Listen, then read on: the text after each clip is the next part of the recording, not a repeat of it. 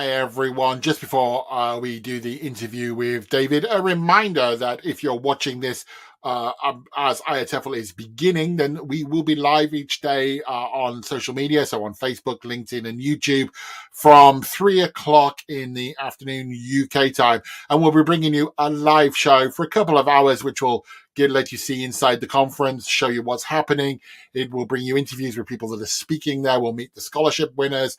We'll see a lot of things that are going on and giving you a taste of the conference. So that'll be Tuesday, Wednesday, and Thursday from 3 till 5. And then it will be on Friday from about 10:15 after the morning plenary. And don't forget that once the live show has finished each day, we'll be bringing you the day's plenary as a recording. So make sure that you come to your Facebook page, your LinkedIn page, YouTube page, wherever you're watching this each day to get a taste of IATEFL. And if you can't join us live, then remember everything will be recorded and there for you to view. Okay. Now on with David. So hi, everyone. Welcome to IATEFL Live. This is a pre-recorded interview. And as you can see, it's going to be with David Crystal. If you are watching this at the moment of broadcast, then hi, welcome. IATEFL is just about to get underway. And we thought, as David was opening IATEFL in Harrogate, we thought it would be a good chance to, for those of you unfortunately not there, to have a little interview with him, see what David's been doing as patron with that. If you are watching this at the time of broadcast, do remember that every day we're going to be live from 3 o'clock UK time. You can join us on the channel you're watching this of, and we'll bring you brief highlights of the conference, show you around, meet some of the speakers, and look at what's happening while we're all in Harrogate. As it stands now, I'm in Oxford, David is in Holyhead, and we are, as I said, about 3 days before IATEFL begins, and we're going to be talking about that very shortly. As I was getting ready to talk to David, I thought, oh, how shall I introduce him? I've met David a number of times, introduced him a few times before. Let me go for something new.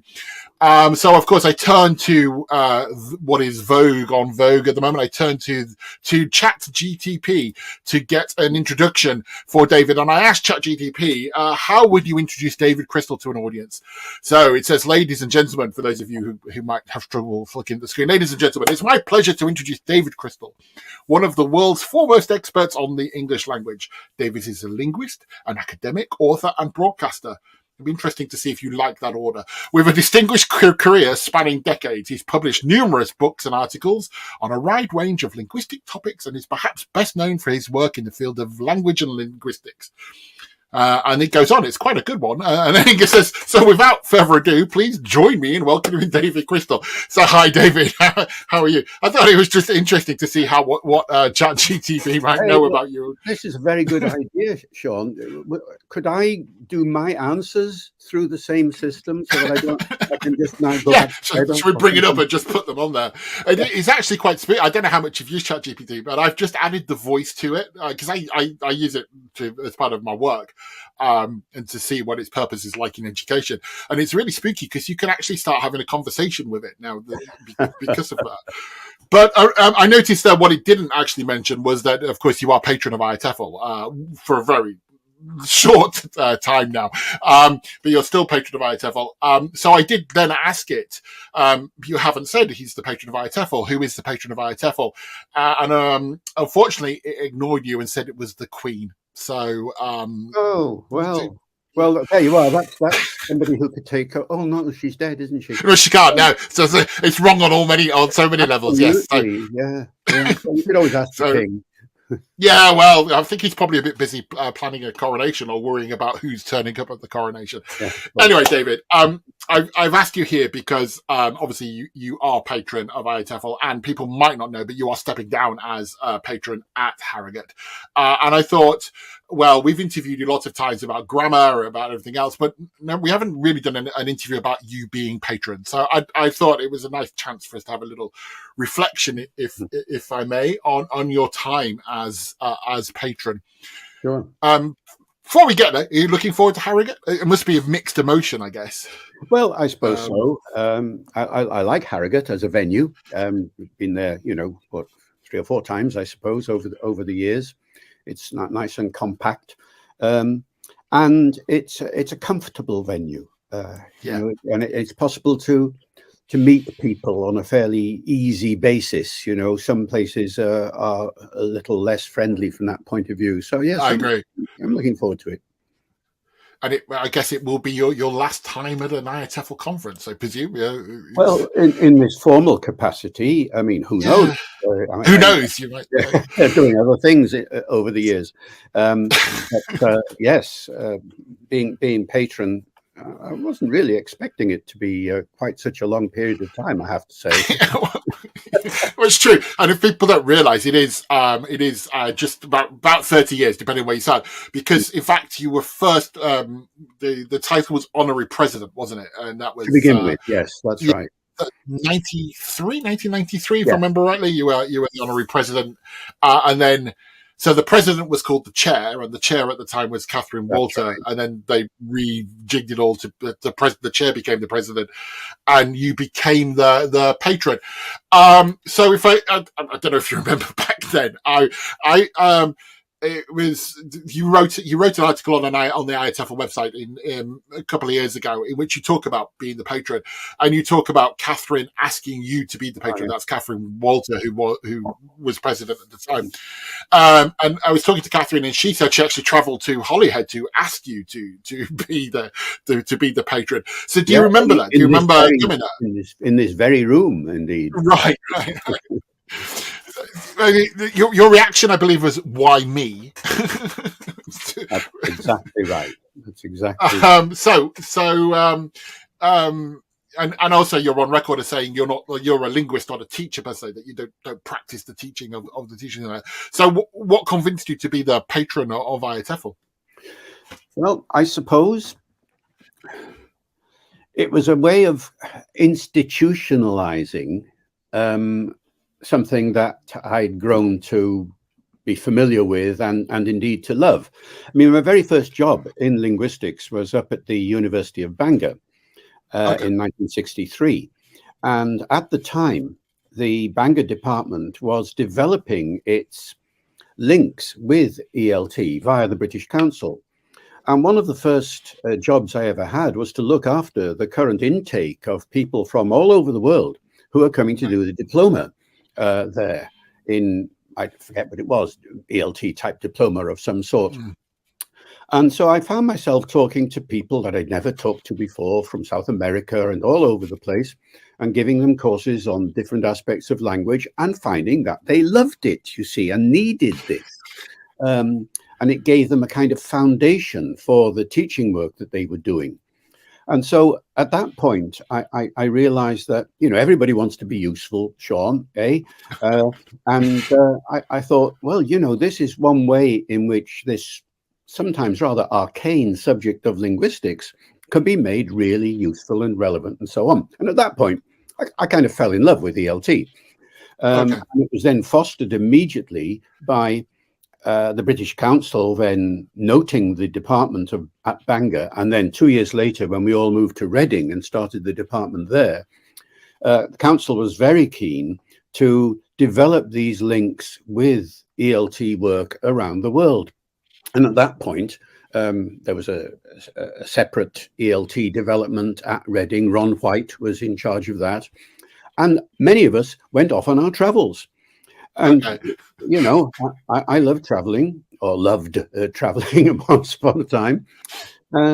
And come on now, the British Council say, David, would you like to come to Rio de Janeiro in February to give a course on English language to our teachers there, just before Carnival? I mean, it might be a bit of a pain. Yeah, no. Hard life, isn't it? Life is hard. I started doing that kind of thing, went to Brazil many times and many other countries too, mainly for the council, but not entirely them. And as a result, got to know that world very, very well, and could see that it obviously had relevance. My subject had relevance. Now, you have to put this in context, because this was mid-1960s. Now, IATEFL was just about to begin then.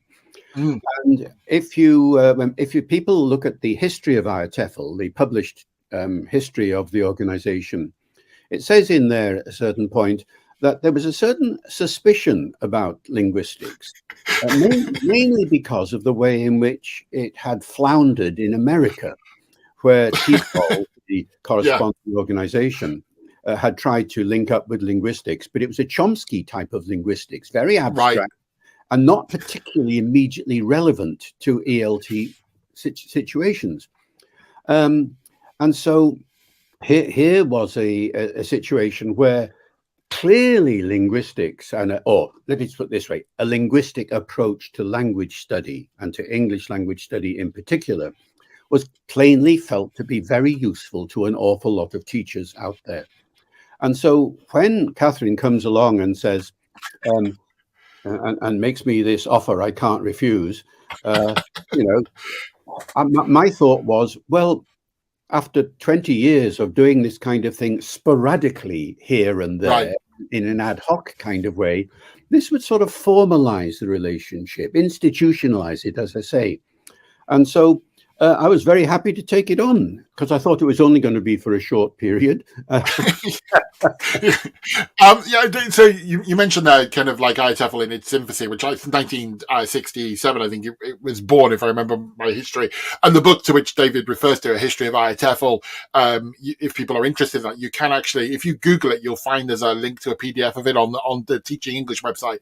Or if you're an IATEFL member, in your profile on the website, you'll be able to find it in there. It's very interesting. It was written a couple of years ago now, but it still gives you a really interesting insight into the history. So one of the things I was trying to work out when I read the history was you were involved with IATEFL before you were being a patron, I presume. Am I right in that understanding? Well, yes, and no. But just before we leave that point, before this interview, I dug out the letter Catherine sent me. Oh, wow. In 1993. Wow. After the meeting. And you know what it says? It says, delighted that you feel able to accept our invitation to become, well, president of IATEFL for a period of 3 years, it says. So, and 3 years. I thought, yes, this was just going to be a passing phase, very useful.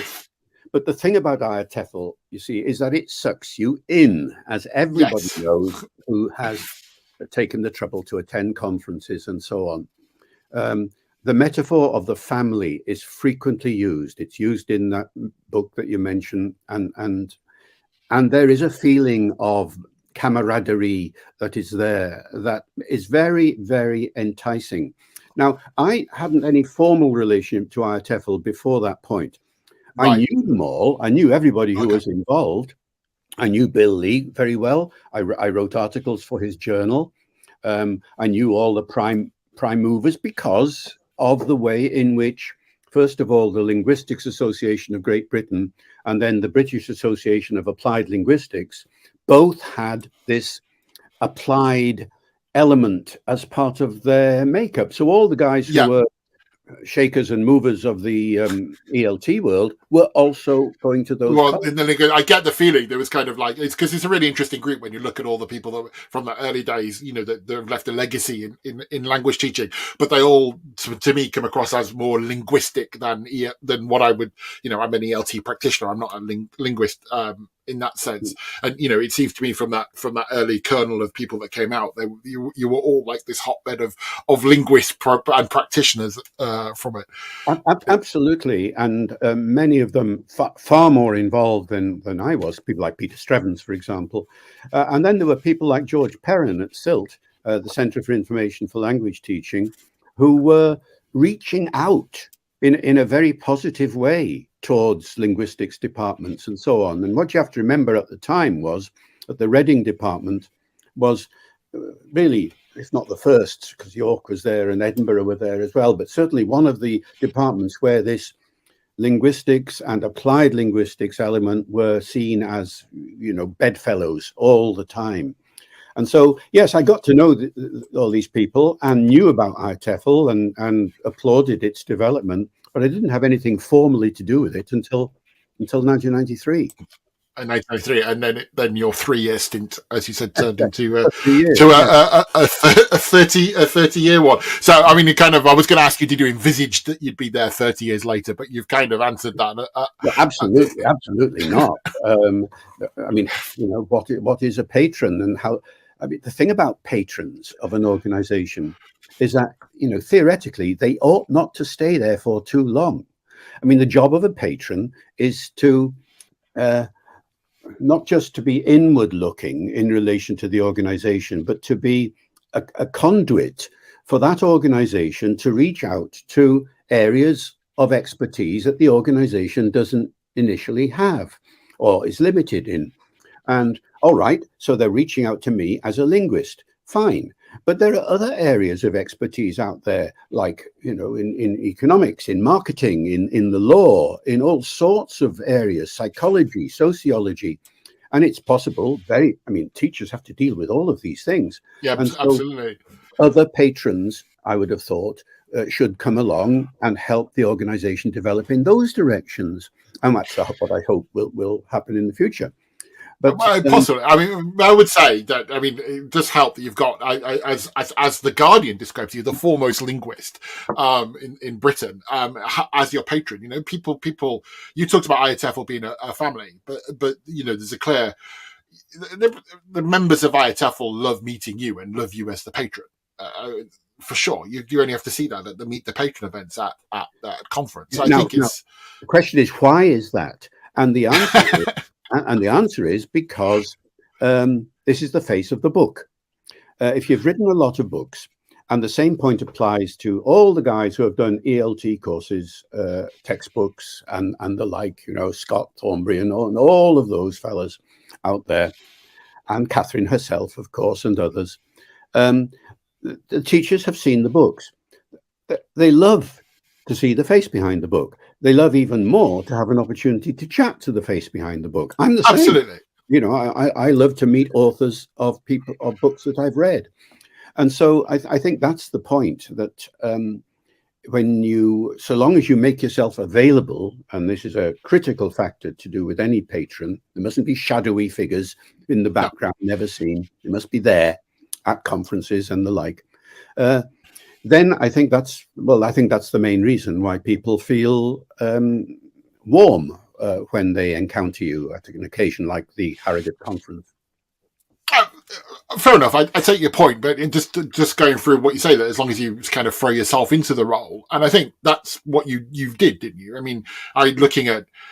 Again, I mean, I've known you for 5 or 6 years since I've been a trustee, and we so kind of our relationship is through the advisory council of more than anything else. So the patron sits on the advisory council. So the advisory council, for those of people that know, are the board of people that the trustees, the directors like myself, can go to seek advice on matters. So that's David's always been part of that for me. It'd be very weird for the next meeting not having David there. But I was kind of through. I mean, you've always had the Meet the Patron events. You've been online. You were the first ever webinar, I think, for IATEFL. You took part in the get together during COVID. You've had Shakespeare evenings and events with Ben at IATEFL, and I counted 4 different plenaries or lectures that have been done at conference in the history. I mean, I'm only defaulting to the history there. There's more than that. So, I mean, I've got the one I remember is the one that sticks in my head is the one in Liverpool about the Beatles. I don't know why that sticks in my head the most. Yeah. I suppose there's half a dozen plenaries over the years. One thing you haven't mentioned, which is very important, are the SIGs, special interest groups. Yeah. I've talked to some of those over the years, and the PronSig in particular, the pronunciation one in particular. And they're such an important element of the whole operation because they allow you to drill down into a subject in a way that the plenaries and other operations don't facilitate quite so easily. But yes, the whole business is to be available. That's why I started the Meet the Patron. I mean, for the first few years, there was none. I would turn up. And Hillary and sometimes Ben, and we would do these little events here and there. But there was no occasion where you could, what do you do as a patron? You sort of go into the hall and stand there and say, hello, I'm Woohoo! a Hi, I'm patron. here. People have got things to do and they're busy and they're wandering around.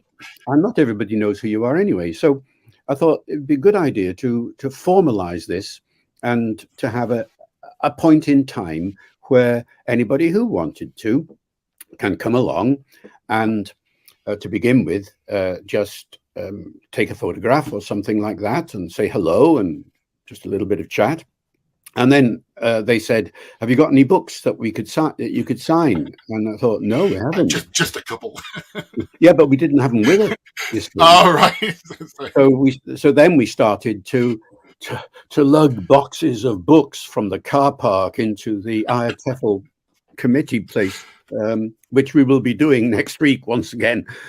And people appreciated that greatly. And so, that's the sort of thing I mean. You try and respond to demand or to interest. Yeah, I get you, but I don't think it's just like, to me, it's just going back to that idea of throwing yourself into it. I've always, like you, I think if you take a role, you need to throw yourself into it, and you've done everything. And of course, we also didn't mention that you tend to speak at the opening, what used to be the SVA dinner, but now it's just the opening ceremony. You've visited a lot of IATEFL like regional conferences around the world, have spoken of those as well. So you very much part of the fabric of it. Oh, absolutely. And just to make it clear, that's the reason I'm having to stand down. I would love to have been able to carry on till death us do part, as it were. But I can't travel so much these days. Annoying health issues have stopped me traveling. I can't fly anymore and things like that. And so I thought, you can't have a patron who isn't available in that way, which is the reason why I thought, time to call it a day. Time to go, which is a shame. Of all those things, is there anything that stands out to you over the time, or is it does everything have its own uniqueness? Well, everything has its own uniqueness in a way. There are so many aspects to the business of being at a conference. You mentioned the trips abroad. Yes, I mean, they are special highlights, it seems, for me. I would never have got to some parts of the world and met so many wonderful people without those invitations to me as IATEFL patron. That's the point. You invite David Crystal to give a talk somewhere in the world for any particular reason, and we might be able to go or not go. But when you're a patron of something, that takes priority. And so whenever an invitation from IATEFL, either an IATEFL branch or an associate or whatever it might be, came in, then Hilary and I would be there. I should make it clear that Hilary is wife, but also my business partner. And she looks after all the organizational side of things, as well as sometimes taking part in some of the talks. I think it's to cut you off. I'm sorry, but I mean, it is important. I think Hilary's role in this is quite important because I always see you as the two of you. Whenever you're there, Hilary's there, and to me, of course, she's your techie because she's always helped you whenever we've been online. She's the person that gets us ready for it. So and I think it's important that people realize that that Hilary, to me, is there always as well. For it. That's right. So the only factor that would limit our travel was possible expense problems, but usually they were solved.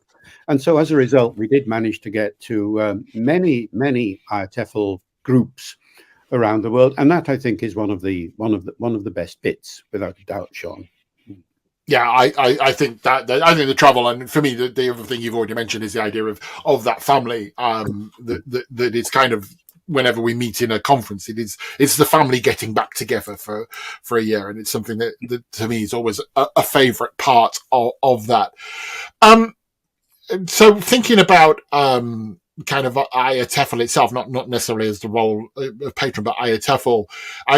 We've already referred to the history of IATEFL, the book, and you wrote the preface to that, and you said in that one cannot help but reflect on the significant role IATEFL has played in ELT to date, and how it will continue to influence the profession in the future. So with that in mind, what would you say are some of the significant things that that IATEFL has done, and how do you feel it might continue to influence the profession as we go forward? Well, I suppose I would say what many people have said before at conference and in other contexts, that it provides a way of combating feelings of isolation. So many teachers say, you know, I work in such and such a school in such and such a little place, and I'm on my own, hardly ever get the chance to talk to anybody else. My problems are unique to me. Oh, no, they're not. Oh, no, they're not. And that's what conferences and interactions of this kind do. They give a kind of sense of sharing that. But there's no other way of doing it. Getting to a conference, or even if it's a local conference, immediately you feel, a trouble shared is a trouble solved, as it were. So there is that, and IATEFL is unique, I think, in that. I say unique quite deliberately. You might say, well, what about TESOL? Well, yes, I've been to TESOL a couple of times. You know, I went to one in New York. There was about 15,000 people there. They were spread over hotels all over the city. You know, it wasn't the same kind of thing as you get at IATEFL. So that was one thing. The other big thing, I think, is that IATEFL shows a readiness to address social issues and not be scared of addressing them in a way that is becoming increasingly important these days, but has always been important. By social issues, I mean things like diversity and gender and minority languages and all of these issues. And they've all been, honestly and fully discussed at IATEFL. And people are scared of some of these issues. You know, they're scared of offending and all the rest of it. Well, IATEFL gives you a sense of confidence, it seems to me. This is, I think, a very, very important thing. So I think those are probably the two main things that I find every time I go to an IATEFL conference, as well as this opportunity that I mentioned with the SIGs to drill down into a subject. And happy. Yeah, I think it's something that people, unless you've actually been to a conference, you don't realize. I mean, I'm going to use diversity in a slightly different way, but how diverse the conference is in the sense of who is there and what is there, because it is everybody from linguistics to academics to the practitioner to those that are in pronunciation or academic English. I mean, it's just fascinating how it all comes together in. Well, you only have to look at the program. I mean, the amazing program. I mean, it's that thick and it's full of stuff, and you just have to flip through it, as I did just the other day, and you think, my, oh my, what a subject this is! What an organization this is! The complexity of putting that program together is just remarkable in itself. But it does illustrate the point. That it illustrates the breadth of the subject, and it illustrates the depth of the subject also. Absolutely. I think this year in Harrogate there are 488 different talks and sessions. That's just mind-blowing how much is there. So, I mean, the question that's unanswerable in many ways. I mean, you've had 30 years of obviously longer, from a professional side, but 30 years as patron, and you've often talked about language change and linguistic change, and obviously how things have changed, but within the profession. But over 30 years, what would you say are some of the biggest changes that have happened? Is that answerable, or is it like too many? Well, if it was just the biggest change, that's answerable. Okay, let's do the biggest change. No, I think without a doubt, it's the arrival of a new medium of communication, namely digital or electronic communication. I mean, previously there were just two mediums. There was speech and there was writing, and we were all very happy with that. And then along comes the electronic medium, which is a sort of curious amalgam of spoken It's and kind of bits of it all, isn't it? and suddenly we end up with a huge variety of new styles, new not so much new language, but new ways of organizing language and presenting it in various ways. There have been novelties on the internet, of course, with punctuation and things like that, but on the whole, the language of the internet is not that different from what it was before the internet came along. But it has suddenly opened up a whole array of different kinds of interaction, different kinds of stylistic variation, things of that sort. And of course, opened up new possibilities for introducing that kind of communication into the classroom. And so there is the two sides of the subject, once again, the pure side and the applied side, are very much in focus when it comes to things like electronic communication. So that I think is probably the main development that's taken place, that has certainly taken me a lot of time to come to terms with. I've managed to do a couple of books on the subject, and I know there are lots of teachers who have written on the application of that side of things. So that's the main thing.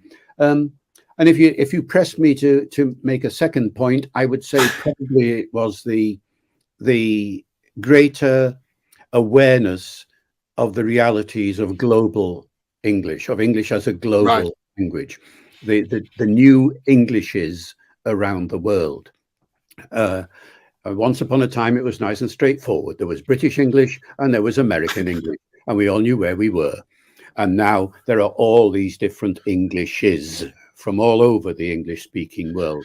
And depending on where you are, so you encounter them. And then you need to somehow take them into account in your teaching work, which means taking into account more awareness of cultural issues in the different countries where English is spoken, and all sorts of other things. Well, I think that probably is the other big change. It certainly altered the way in which I've been writing in the last 10 years or so. Cultural issues are coming much more to the fore than they used to be. Absolutely. It's a couple of things on what you said. I find it interesting whether kind of tech speak and the language of internet is new language or not. What I found interesting, because I have a young son, is how the language that I would have said was developing was tech speak or internet language is actually becoming now part of his language.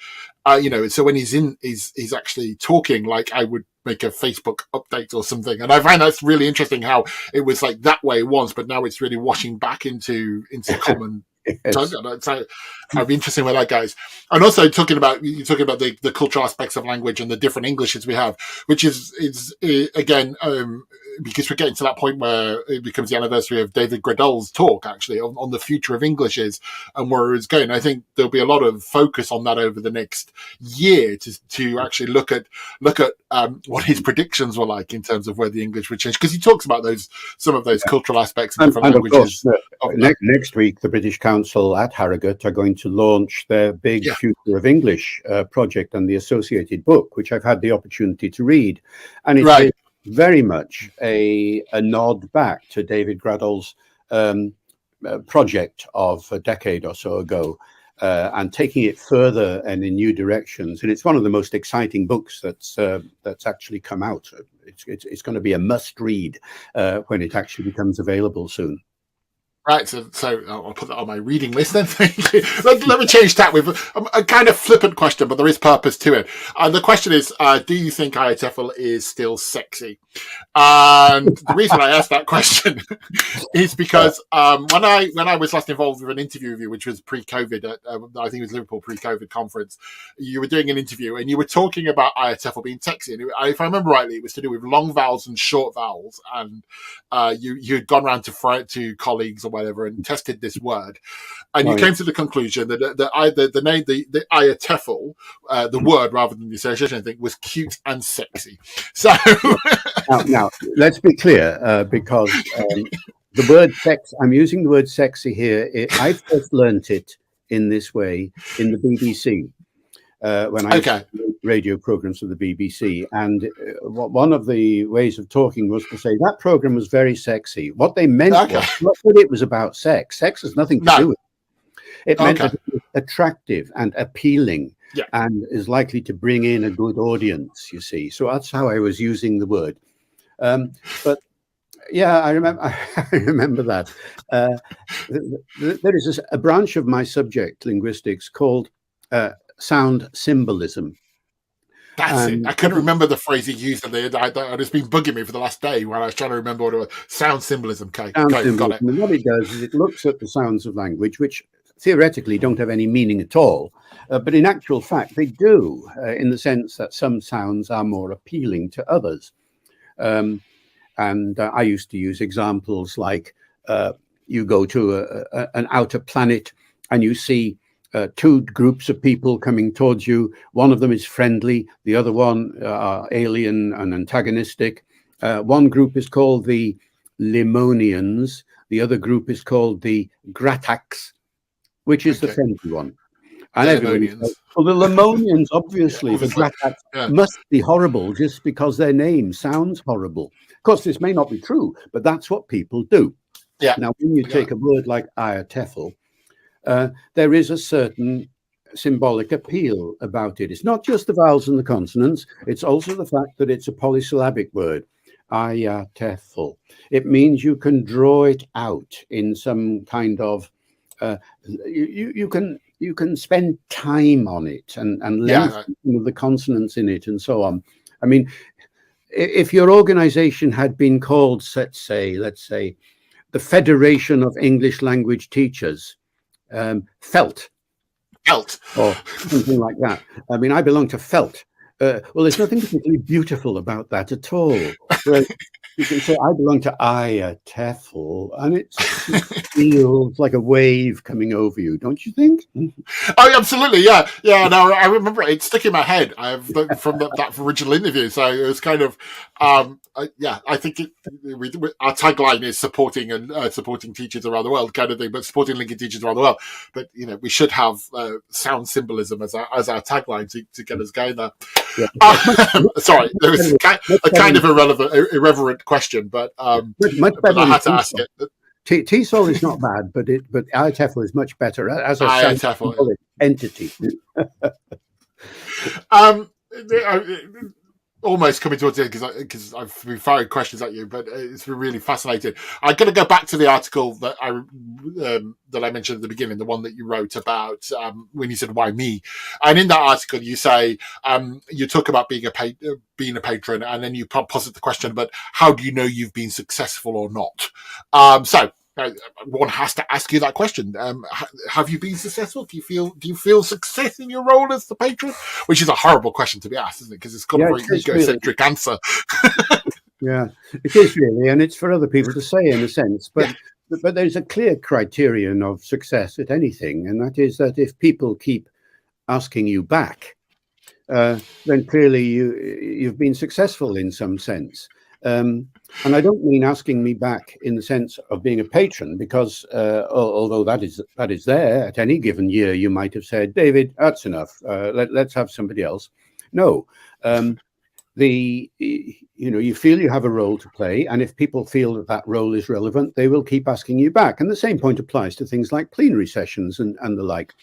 If you give a plenary session or any kind of talk and it's awful, well, they won't ask you to do it again. But yes, you asked me to do it 6 or 7 times. So, that's the sort of thing I would say, it seems that, not quite my work here is done, but certainly it's been... to be fair, in the article, you do actually say it is for others to judge. So I did kind of cut off the sentence, but I agree. I mean, I'd say that if you keep getting asked back, then there's a certain amount of success built into that. Yeah. So you are. And it's not just something that happens while the conference is taking place. Email these days is another criterion. So I'm every day I get a message or two from an ELT person somewhere in the world, checking on a point of usage or whatever it might be, and they write to me, and I always answer unless the question goes on forever, and you think, no, I can't answer, But that's another criterion. If people keep in touch with you, then that's important.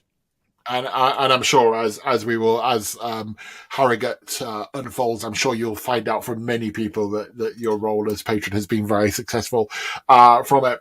So as we come to the end then, as you step down as the patron, what advice would you give to the person that follows you? If people are wondering, we haven't appointed a new patron yet. There's a process going on with that. But eventually we will, I would imagine. So what advice might you give the incoming patron? Well, as you mentioned earlier on, don't be a shadowy figure. Take the role on, but with the intention of making it a priority in your busy life. Now, don't overestimate the time that's involved. It isn't that time consuming. Yes, you can go to a conference. You don't have to go to the whole conference, but you should be there for some of it. Maybe on the advisory committee or some other particular thing. The point is, if IATEFL get in touch with you as a patron, then you should basically, if you're a patron of anything else, the same point would apply. Drop what you're doing and respond the same day, if possible. That's what I mean by priority. You give IATEFL time when IATEFL needs it. In other words, as a patron, I've always felt I was a reactive person, not a proactive person. I can't think of an occasion where I've come up to IATEFL and say, you should be doing this. No, but rather when somebody says, let's ask David, he might have a view on this, then that's the point where a patron has a role to play. So that's what I think my main advice. Make sure that if you take this job on, it's not going to be that time consuming, but it does mean that when people ask you something, you should be ready to respond really at the drop of a hat. Yeah, and as you say, I think get involved in an advisory council because obviously it's so much fun when we sit and talk about the governance and charity law for hours on end to make sure it gets you learn something there, you see. I mean, it's not just a one-way thing, this patron business.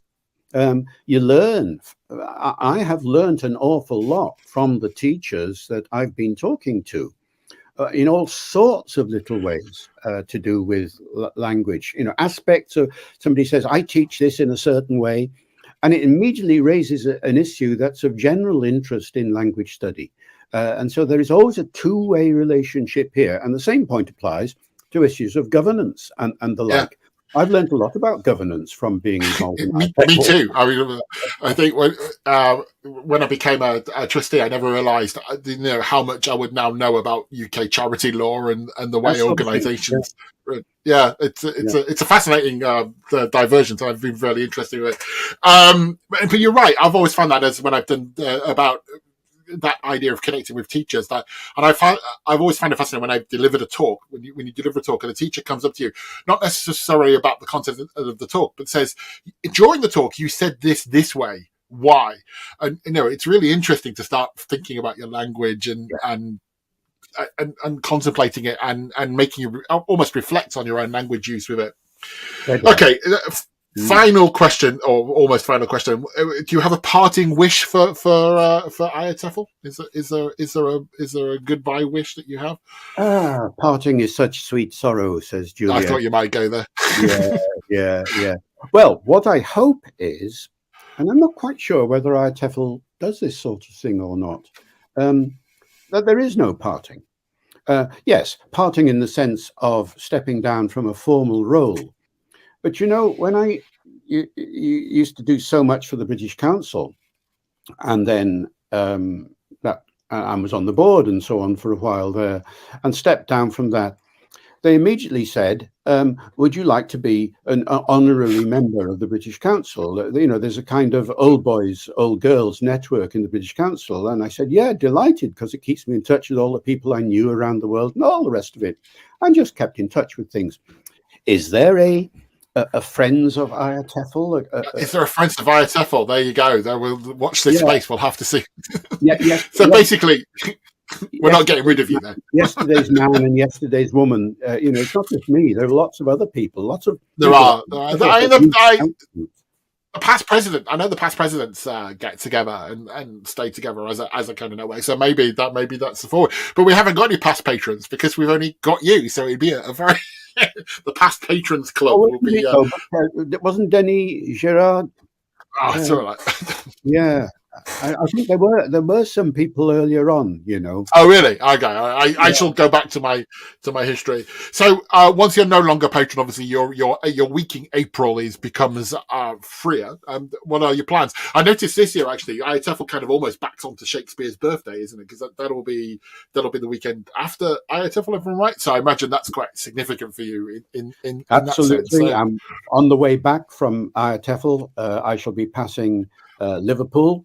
And I shall be going up to the new Shakespeare North Playhouse, where Ben is, as we speak, rehearsing with a group of people for a weekend of events all to do with Shakespeare. oh, wow. And I'll be watching some of that. Yes, what do I do with all the time? Well, as I mentioned just now, there wasn't that much time. Yes, I was going to say that. But one of the things that I do hope I'll be able to do, again, you know, it's all health related, of course, is carry on with quite a fair number of online interactions. I'm not doing much traveling now, but I'm doing, you know, quite a lot of online talks here and there. And I hope I'll be able to carry on doing that for a little while longer. So maybe the time that was taken up by IATEFL will be devoted to that. Fair enough. Well, David, it's been a real pleasure talking to you. It's great to get kind of that take on what it was like to be patron, and also the history of IATEFL and how it's developed in a certain way.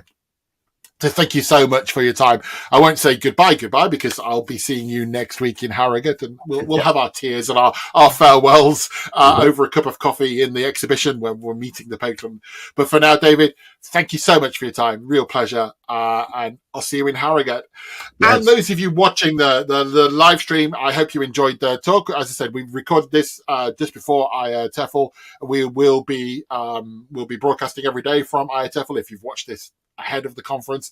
And if you are at IATEFL, you've watched this, then don't forget you can meet David in person at the Meet the Patron events. He'll be there opening the conference on the Monday night, and he'll be there throughout the week. But for now, thank you all for your attention. Thank you all for listening. Thank you to David, and we'll see you again on another IATEFL Live soon. Yes, and bye everybody. Hope to see you soon. Thank you. Thanks, Sean.